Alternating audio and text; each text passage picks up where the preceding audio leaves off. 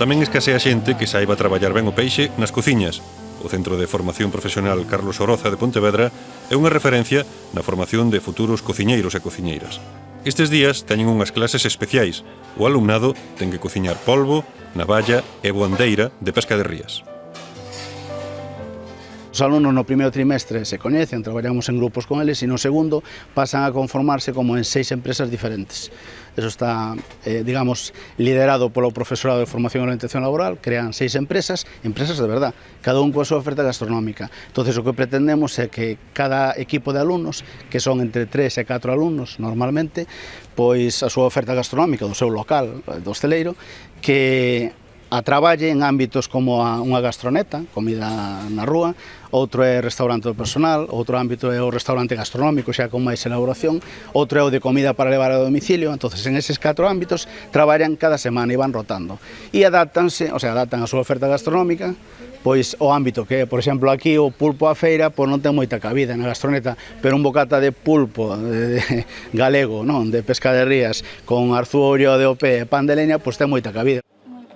Mencía e Clara son as encargadas da furgoneta de comida, unha furgoneta que comparten con outros centros de FP. Teñen que deseñar os menús, facer unha listaxe de todo o que necesitan e levar as contas.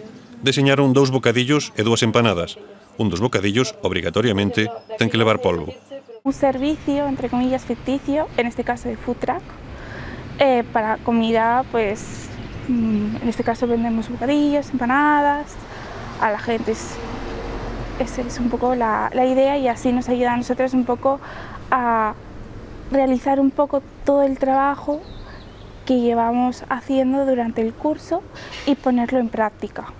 Nos simulamos unha oferta de real e a cambio os nosos compañeiros teñen bocatas no recreo. Nada, a oferta vai cambiando dependendo do grupo, nós somos o grupo de orixe, pero hai outros grupos máis. Tamén empregan os de ciclo medio de cociña.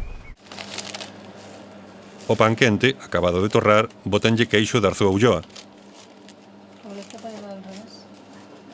Unha das cousas que lles avalían os mestres é a limpeza, tamén a orde e que non toquen nada coas mans. E non é doado. No tempo que dure o recreo terán que elaborar 70 bocadillos. Despois, o polvo de pesca de rías, aceite, pemento e sal. Para que no se seque el pulpo, que es muy importante cómo se tiene que conservar, es añadir el agua de la cocción. Así no se seca y queda recién hecho. Luego se vuelve a calentar y ya se preparan los bocadillos al momento a la vista del cliente. No piso de riba, outro grupo de alumnos e alumnas están preparando un menú gastronómico. Un dos pratos ten que levar polvo e navalla. Es un risotto mariñeiro con polvo de pesca de rías, con navallas a brasa, con un poquinho de arzollo por enriba. Temos xente que ven a comer hoxe, 20 persoas, e vamos a darlle de comer todos os produtos e intentar que lles guste a nosa receta. Avalía manter unha organización unha semana de antelación, ter todo isto previsto de unha semana de antelación, traballar a nosa oferta con os produtos que temos, asinados cada un. Noutra cociña separada está o grupo da comida a domicilio, un dos pratos con xurelo. Os clientes teñen unha aplicación para lles faceren os pedidos, así que os e as estudantes teñen que ter todo en tempo, ás veces contra o reloxo. A comida para levar non pode ser igual que cando é recén feito, contamos con todo eso, nada, nos facemos a elaboración. Hai pedidos reais, si utilizamos a aplicación que se chama Cover Manager, xa nos viñeron tamén a dar charlas informativas sobre elo, a verdade que é unha herramienta moi útil.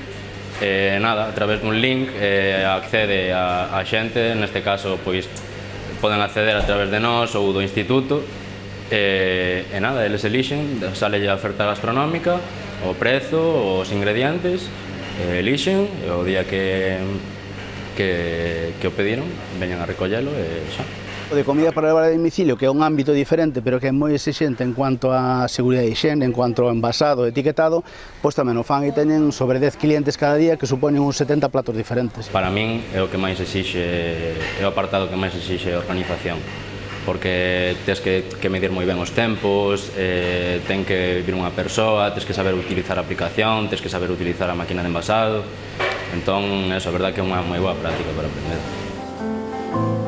Aprender a traballar no peixe, do mar, os mellores pratos.